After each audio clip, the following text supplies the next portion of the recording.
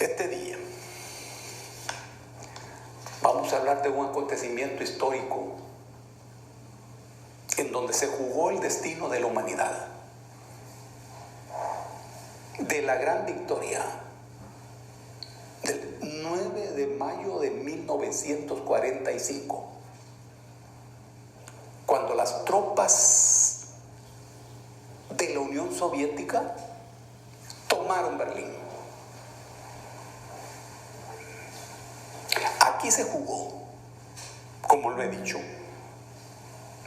el destino de Europa mismo, el destino de Alemania, de Francia, de Inglaterra, de Italia, de Austria, de todos los países europeos a quienes el ejército nazi alemán había derrotado.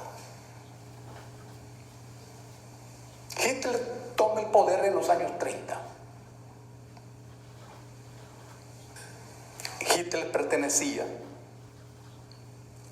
a unas capas medias que empezaban la ofensa por el Tratado de Versalles. Este tratado es el que se le impuso a Alemania después de la derrota alemana de la Primera Guerra Mundial. Francia, Inglaterra, Estados Unidos humillaron a Alemania. Y todo esto fue usado por Adolfo Hitler en un discurso nacionalista para unir al pueblo alemán en torno a una revancha histórica, con el ingrediente de la política antijudía. Esta política antijudía era parte del feroz anticomunismo que animaba y movía todas las fibras del Partido Nacional Socialista Alemán. La víctima, en lo que se refiere a Alemania, fue el pueblo alemán. Incluso el pueblo que apoyó masivamente la política de Adolfo Hitler. Porque Hitler planteó las reivindicaciones nacionalistas que el pueblo tenía a flor de piel. La posición frente a los judíos también formaba parte de su esencia ideológica. $10 más. Los judíos propietarios de gran capital. La gran burguesía alemana respaldó a Hitler, porque en el desarrollo de la guerra ese sector capitalista ganaba en la construcción, en la producción y venta de armas al Estado alemán. Además era una burguesía que desde un principio, siendo ferozmente anticomunista, sabía de las inmensas riquezas que estaban en el territorio de la Unión Soviética. Pero fue el pueblo alemán la víctima. Enfatizo esto porque en el mundo de hoy, Welcome to Farmerica, home of farmer-focused organic chicken, where 4 letters introduce you to a brave independent farmer who is raising the standards on raising chickens. Farmer Focus, from the land of the free-range farmer.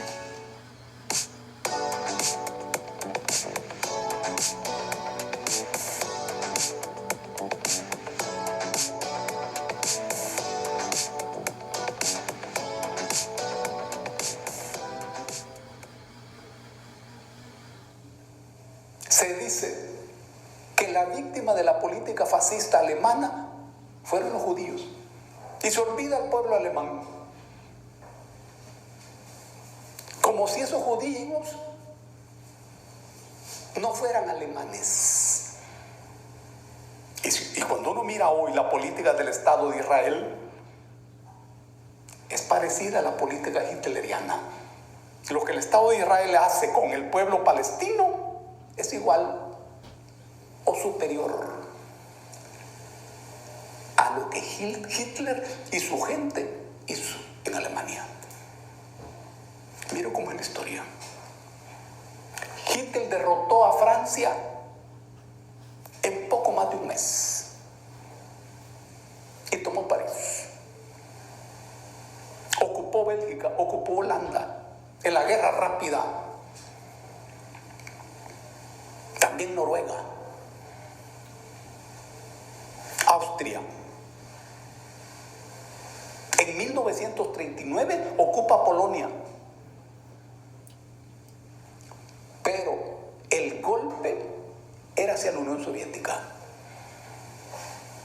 No solo por el anticomunismo feroz, sino porque Alemania en su territorio no tenía los elementos necesarios para desarrollar una guerra de larga data, de largo alcance. Los elementos materiales para esa guerra estaban en el territorio de la Unión Soviética, de tal manera que el ataque contra la URSS era inevitable. Y Occidente sabía eso. Peru is getting ready to make you feel safe, cared for, protected. Now, everything that makes us great will let us welcome you back, and we're preparing to make it special.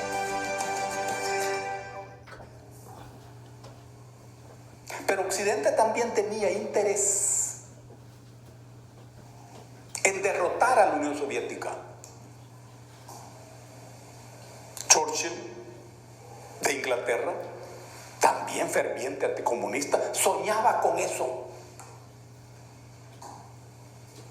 ¿Por qué Occidente no pudo pactar con Hitler?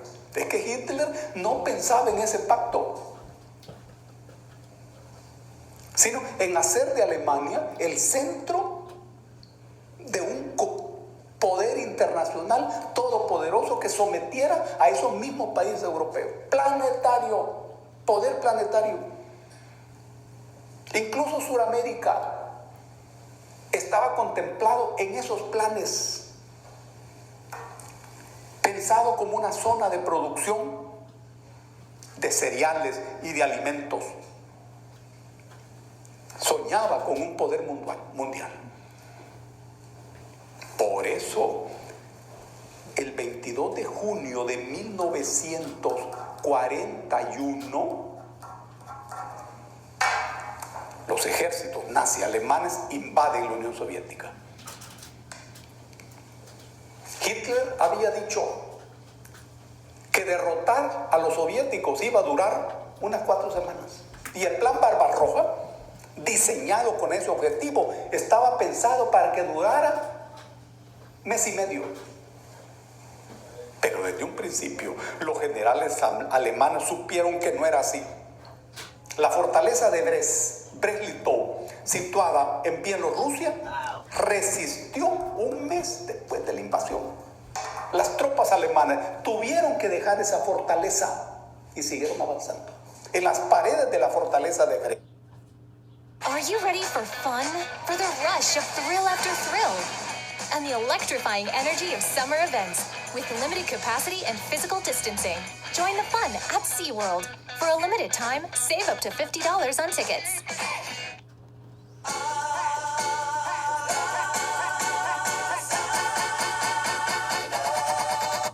Los soldados soviéticos escribieron: vamos a morir, pero no nos rendimos. Cada metro que los nazis avanzaban en territorio soviético le costaba inmensas cantidades de sangre y de vidas. Tanto que los generales alemanes recomendaron a Hitler retirarse, porque no era como ellos lo habían pensado. En esa guerra entre los nazis y la Unión Soviética se enfrentaron dos formas de vida, dos economías, dos políticas y dos filosofías: el socialismo y el capitalismo. Ese es el fondo. La Unión Soviética fue invadida y ocurrió en 1941 lo que ocurrió en 1812, cuando en junio de 1812 Napoleón Bonaparte invade Rusia. Era la Rusia zarista, con un ejército de más de 150,000 hombres. Pero no tocó San Petersburgo, se dirigió directamente a Moscú. En ese momento, todo el pueblo ruso se unió contra el invasor. Y los mismos terratenientes, los mismos zaristas, empezaron a organizar la guerra de guerrillas en toda la ruta para desangrar al ejército invasor francés. En la batalla de Borodino, en agosto de 1812, chocaron los dos ejércitos. Tolstói lo cuenta en La Guerra y la Paz y afirma que fueron derrotados los franceses. Pero el ejército ruso perdió ahí más de 50,000 hombres y se retiró a Moscú. Y no defendió Moscú. Los franceses toman control de Moscú, pero nadie los recibió. La experiencia de Napoleón Bonaparte era que en las ciudades que tomaban las autoridades lo recibían como héroe. En Moscú no. Las grandes familias oligárquicas, zaristas y terratenientes, que eran franceses, que hablaban en francés, algunos de los cuales no sabían hablar ruso porque decían que era el idioma de campesinos analfabetos, esos mismos se unieron en defensa de la patria. Y nadie recibió a Bonaparte y le dieron fuego a la capital, a Moscú, para que el enemigo no tuviera nada de ventaja. Un mes estuvo ahí Bonaparte e inició la retirada en medio de la guerra de guerrilla. Kutuzov, Mikhail Kutuzov, que era el general jefe de los ejércitos rusos, sabía eso. Y atravesó el río Beresina Bonaparte con cerca de 70,000 hombres. 2 años después es derrotado. 2 años después. Rusia fue clave en 1812 de la derrota de Bonaparte. Ahora bien, en 1941 ocurre lo mismo. Pero esta vez las tropas alemanas nazis se dirigen a Leningrado y a Moscú. En Moscú son derrotadas sorpresivamente.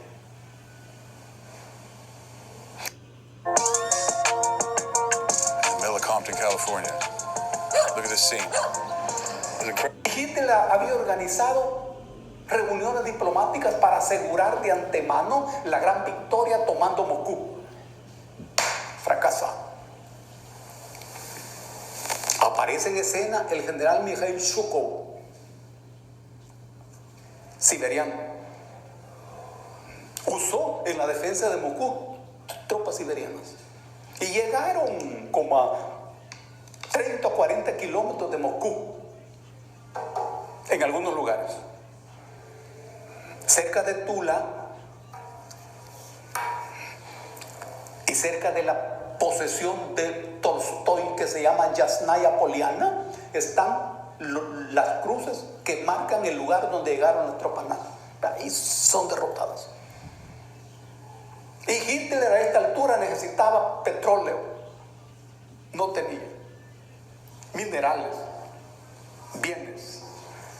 Y se dirige a Stalingrado. En 1942 es derrotado en Stalingrado. Y esta es la batalla estratégica más importante de la Segunda Guerra Mundial. Von Paulus, que es el jefe del 6º ejército alemán, es tomado prisionero en Stalingrado. Y von Paulus había sido el que diseñó el plan Barbarroja. Esta derrota es la más estratégica de la Segunda Guerra Mundial. Ya en 1943 se desarrolla la batalla de los arcos de Kursk, que es la batalla de tanques más grande de la historia. De nuevo el ejército alemán es derrotado Y ahí se inicia la ofensiva del ejército soviético hacia Berlín. Y en mayo de 1945 cae Berlín. La Unión Soviética, con un alto costo, 25 millones de bajas, salvó a Europa y también al mundo de esta dictadura nazi. Fue la sangre del pueblo soviético, la determinación, la cohesión de ese pueblo, la determinación de derrotar a ese invasor feroz, el que determinó esta victoria. Es cierto que los aliados, en una alianza contra los nazis, contribuyeron, ¿cómo no? Pero cuando Estados Unidos organiza la invasión de Normandía, eso fue en 1944, ya prácticamente los nazis estaban derrotados. No fue por eso una batalla determinante ni estratégica. Estaban derrotados en el oriente. Es importante, ¿cómo no? Y todo lo que se hizo en contra del ejército nazi fue importante, ¿cómo no? Pero lo estratégico y lo determinante se escribió en el oriente. Fue el pueblo soviético y fue el ejército soviético. Por eso rendimos homenaje a ese pueblo heroico que salvó a Europa y salvó al mundo. En ese momento se desarrolla en todo el mundo una ola de democratización. Eso llegó hasta nuestro país.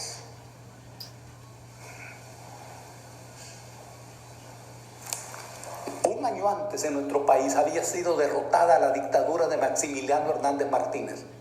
En ese mismo escenario, abril y mayo de 1944,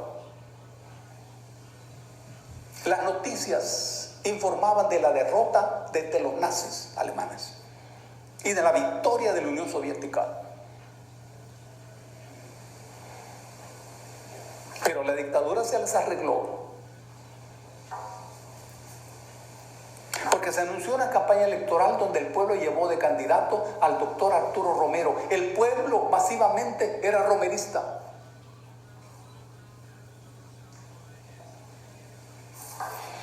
Y en octubre de 1944, Osmín Aguirre Salinas da un golpe de Estado para impedir la victoria electoral del doctor Arturo Romero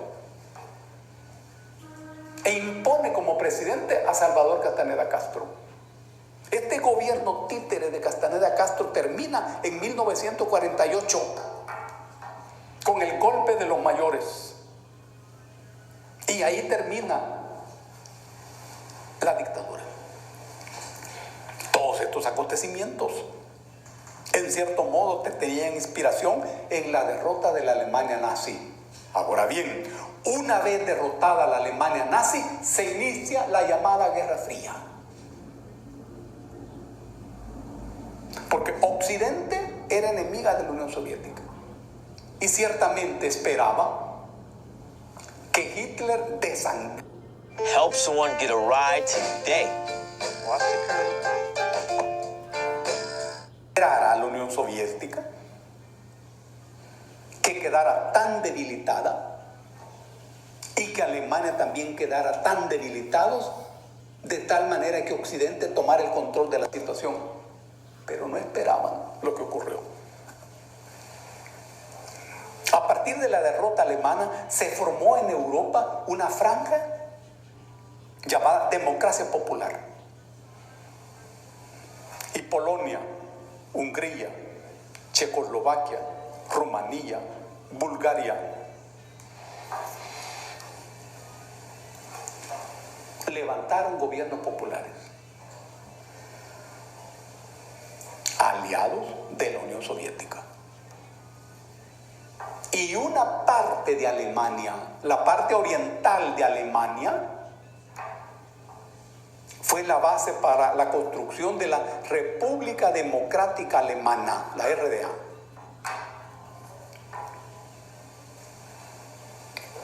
Por supuesto que Occidente no iba a aceptar eso y no lo aceptó, y empezó en el mismo momento en que termina la Segunda Guerra Mundial la construcción de las condiciones para la Guerra Fría. Aparece la OTAN como el pacto militar de Occidente. Y todo este conglomerado de pueblos del oriente de Europa forma el Pacto de Varsovia.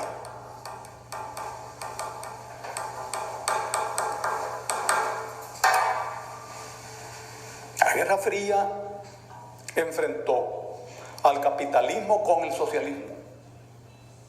Bueno, era una guerra fría en el sentido de que las grandes potencias no estallaban en guerra. La URSS era una potencia atómica. Estados Unidos también. Y lo demostró lanzando bombas atómicas sobre los pueblos japoneses de Hiroshima y Nagasaki. Aun cuando Japón ya estaba derrotada militarmente. Y en ese momento la Unión Soviética todavía no tenía armas atómicas. Pero después sí. La OTAN y el Pacto de Varsovia. Pero las dos potencias no se enfrentaban atómicamente. En esos años, 1948, triunfa la Revolución China. Y China emerge. Estados Unidos, que apoyaba a Chiang Kai-shek, al ser derrotado Chiang Kai-shek por el ejército de Mao Zedong, busca refugio en la isla de Formosa. Formosa es un nombre portugués que quiere decir isla hermosa. Formosa es hermosa. Y le cambia el nombre. Pasa a llamarse Taiwán. Territorio chino. Los gringos construyeron ahí otro país frente a China. China creció, se desarrolló. En 1960 los Estados Unidos, mediante Richard Nixon, visitan China. El sueño era hacer de China un poderoso mercado para la industria estadounidense. China abrió su economía, China abrió sus mercados. Y no solo Estados Unidos intervino en ese mercado, Occidente todo.